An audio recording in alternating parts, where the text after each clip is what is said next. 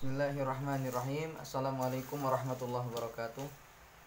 Alhamdulillah wassalatu wassalamu ala rasulillah wa ala alihi wa sahbihi ajma'in, amma ba'd.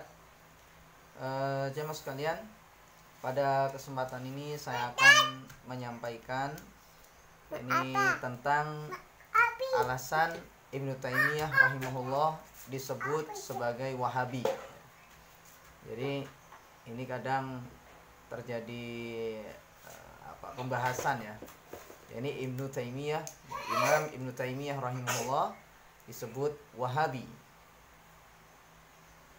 Nah, jemaah sekalian, di antara sebab Ibnu Taimiyah ini disebut sebagai Wahabi oleh orang-orang di zaman sekarang ya, dikarenakan Ibnu Taimiyah rahimahullah, di antara sebabnya ini karena Ibnu Taimiyah rahimahullah meyakini bahwa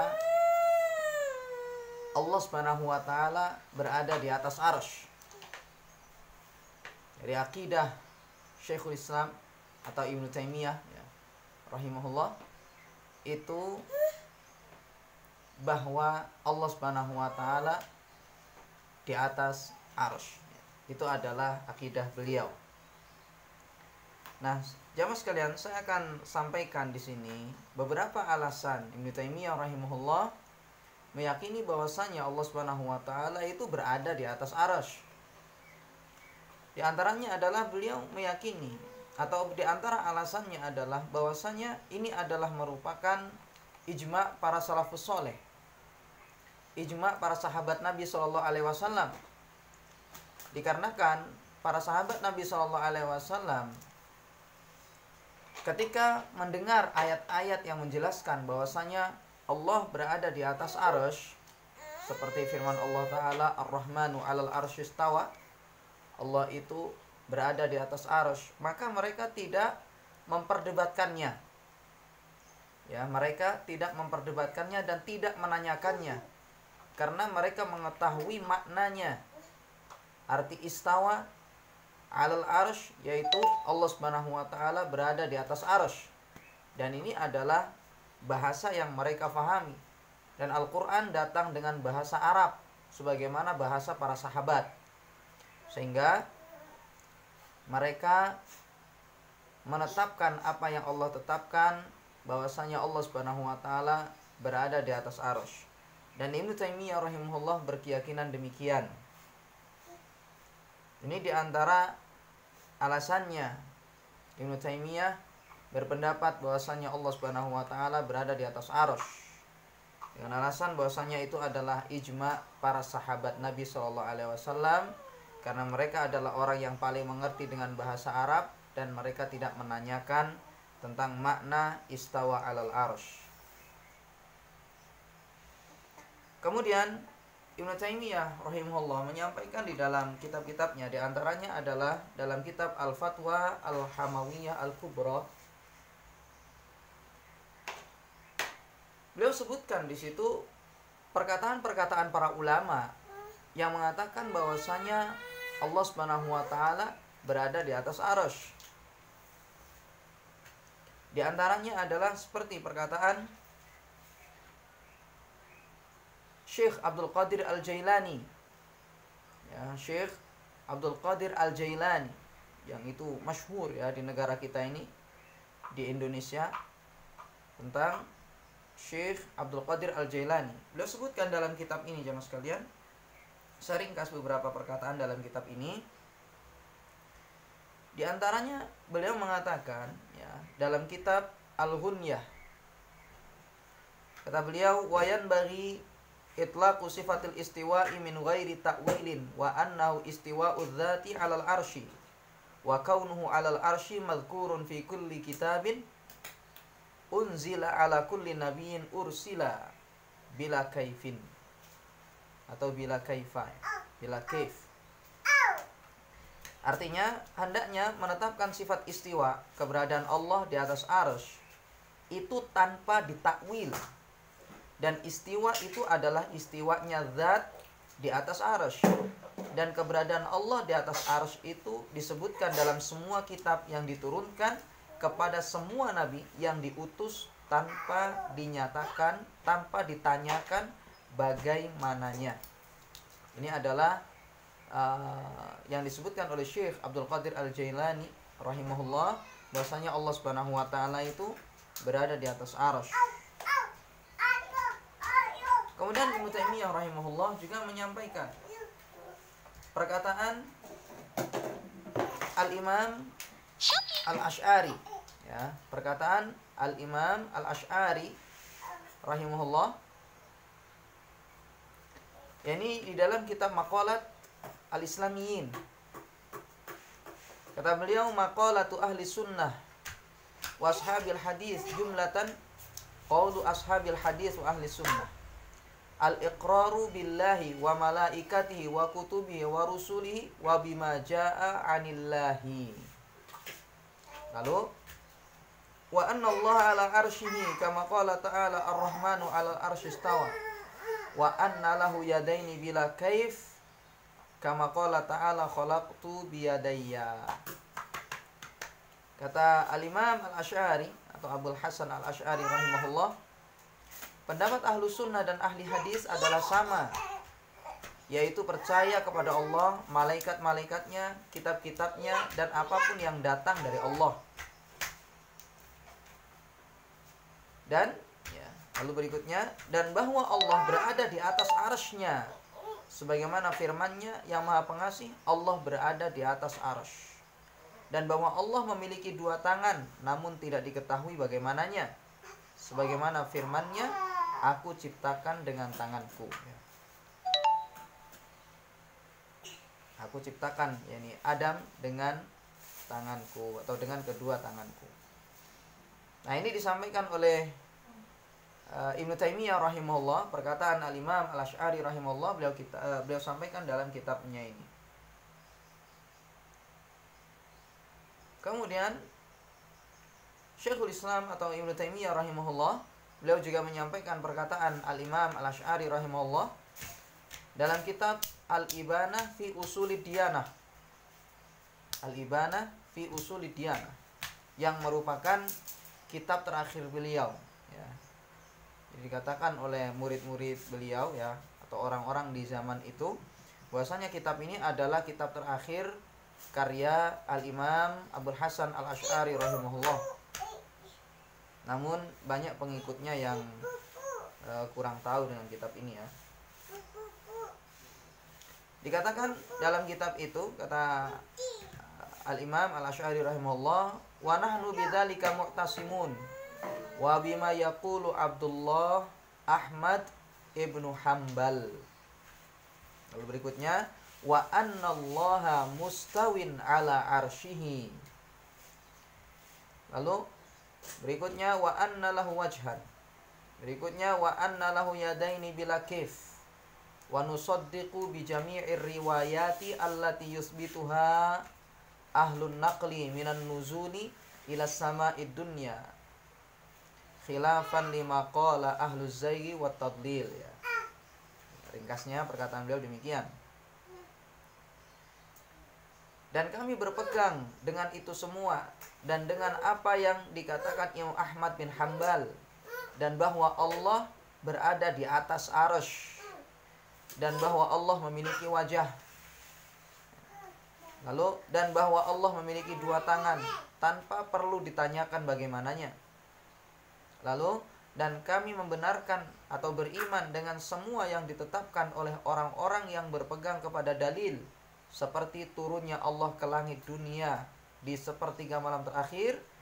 Ini semua berbeda dengan pendapat orang-orang yang sesat dan menyesatkan. Ini disampaikan oleh Ibnu Taimiyah, ya, di dalam kitabnya Al-Hamawiyah ini. Dan beliau menukil perkataan Imam Asy'ari ini dalam kitab Al-Ibanah fi Ushulid Diyanah, yang itu merupakan kitab terakhir Imam Asy'ari, ya. Dan juga Ibnu Taimiyah di dalam kitab ini juga menyampaikan bahwasanya Imam Asy'ari tidak mau mentakwil kalimat istiwa atau kalimat istawa menjadi istawla, ya. Tidak mau mentakwil kalimat istawa menjadi istawla. Dalam kitab Al-Ibana fi Ushulid Diyanah dikatakan di situ waqad qala qailuna minal Mu'tazilah wal Jahmiyah wal Haruriyah inna ma'na qoulihi ta'ala ar-Rahmanu 'alal arsy istawa annahu istaula wa malaka wa qahara wa anna Allaha fi kulli makanin wa jahadu an yakuna Allahu 'ala arsyihi kama qala ahlul haqqi. Sesungguhnya berkata orang-orang dari sekte Mu'tazilah, Jahmiyah, dan Haruriyah atau Khawarij yang merupakan firqah atau sekte dalam Islam yang menyimpang menurut Abul Hasan Al-Asy'ari. Kata beliau sesungguhnya, kata mereka ya, orang-orang ini mengatakan sesungguhnya makna firman Allah Ar-Rahman, yakni Allah di atas arsy dalam surat Thaha ayat 5 adalah istaula, malaka, dan qahara yang bermakna menguasai, dan bahwa Allah berada di semua tempat. Mereka ini mengingkari bahwa Allah berada di atas arsy seperti yang dikatakan orang-orang yang berada di atas kebenaran. Jadi yang hak, yang benar menurut Abul Hasan Al-Asy'ari rahimahullah bahwasanya istawa itu tidak ditakwil dengan istaula sebagaimana perbuatan orang-orang Mu'tazilah, Jahmiyah, dan orang-orang Khawarij atau Haruriyah ya di sini. Dan ini disampaikan oleh Ibnu Taimiyah dalam kitab ini. Jadi Abul Hasan Al-Asy'ari beliau mengingkari orang-orang yang mentakwil istawa dengan istaula, dan ahlul haq, orang-orang yang berada di atas kebenaran menurut beliau, maka tidak mentakwil dengan istaula. Lalu kemudian Ibnu Taimiyah juga menyampaikan pendapat para a'immah, para imam tentang masalah ini. Ya, saya sampaikan ringkasannya dalam kitab ini. Yani Ibnu Taimiyah menyampaikan, Imam Ahmad bin Hanbal menuturkan, telah mengajarkan kepada kami Suraij bin Nu'man. Dia berkata, aku mendengar Abdullah bin Nafi' as-Sa'ir. Dia berkata, saya mendengar Malik bin Anas atau Imam Malik berkata, Allah berada di atas langit dan pengetahuannya meliputi semua tempat. Tidak ada satu tempat pun yang lepas dari pengetahuannya. Ya. Ini diriwayatkan oleh Abdullah ya, putra Imam Ahmad sendiri dalam kitab As-Sunnah, dan juga mungkin Anda lihat dalam kitab Asy-Syariah karya Imam Ajuri. Ini perkataan Imam Ahmad. Ya, di situ menunjukkan bahwasanya Imam Malik ya, berpendapat atau berkeyakinan bahwa Allah di atas arsy. Imam Syafi'i juga berkata, Khalifah Abu Bakar adalah hak, ini wajib diyakini keabsahannya, yang Allah telah tetapkan di atas langitnya, atau yang Allah telah tetapkan dari atas langitnya, dan telah menyatukan hati semua hambanya padanya. Ini disebutkan juga oleh Imam Ibnu Qudamah dalam kitab Isbat Sifatil Ulu dari riwayat Al-Hakkari. Lalu berikutnya Ibnu Taimiyah juga menyampaikan tentang perkataan Imam Syafi'i. Di situ dikatakan, dan dalam kitab Sahih Bukhari dari Anas bin Malik dia berkata, dahulu Zainab berbangga-bangga di hadapan istri-istri Nabi Shallallahu Alaihi Wasallam dengan mengatakan, kalian dinikahkan oleh keluarga kalian, sedangkan aku, Allah lah yang menikahkanku dari atas 7 langit. Jadi Imam Syafi'i rahimahullah menyampaikan hadis ini ya, dalam kitab ya, atau Imam Syafi'i menyampaikan hadis ini, dan hadis ini diriwayatkan oleh Imam Bukhari. Lalu Ibnu Taimiyah juga mengatakan atau menyebutkan kisah Abu Yusuf, kawan Abu Hanifah, yakni kawan Imam Hanafi, masyhur tentang hal ini dengan Bishr al-Marisi. Ini Abu Yusuf atau Abu Hanifah ini ya, kawan Abu Hanifah ini meyakini bahwa Allah berada di atas arsy. Lalu Ibnu Taimiyah juga menyampaikan, dan dari Asim bin Ali atau guru Imam Bukhari dan yang sejajar dengannya berkata, aku berdialog dengan seorang Jahmi. Ternyata dari perkataannya itu jelas bahwa dia tidak beriman bahwa di atas langit sana ada Tuhan. Ya.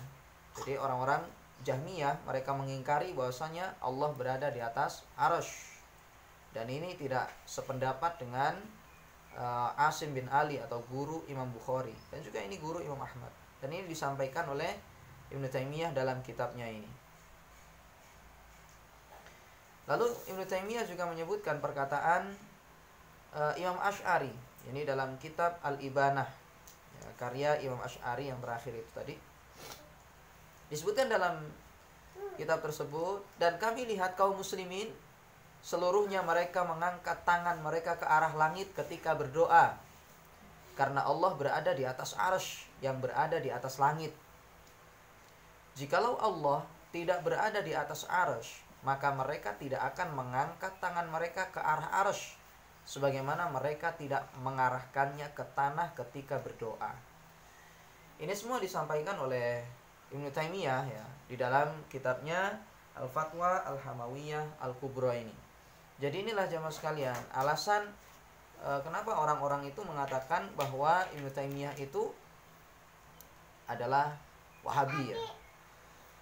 Dan juga Ibnu Taimiyah itu juga menyampaikan ya tentang suatu kaidah yang disebutkan oleh para ulama, bukan dalam kitab ini namun dalam kitab yang lain.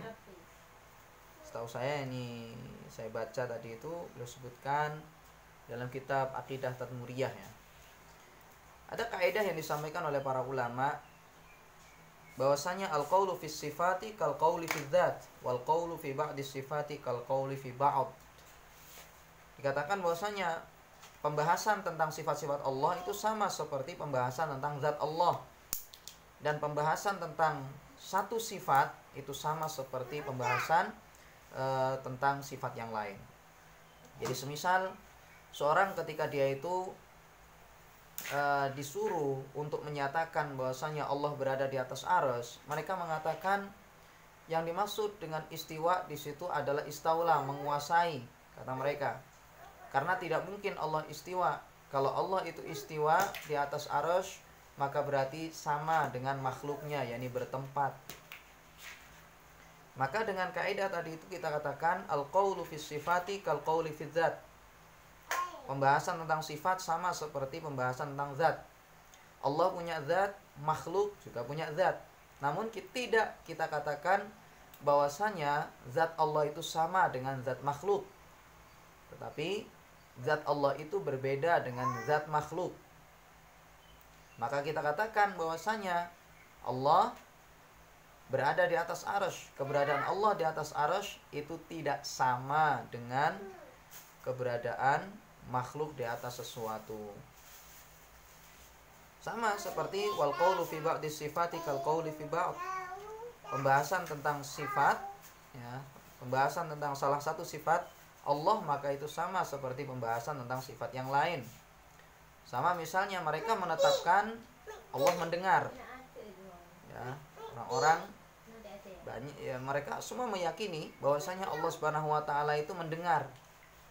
Namun mereka ketika disebutkan Allah berada di atas arsy, mereka tidak mau.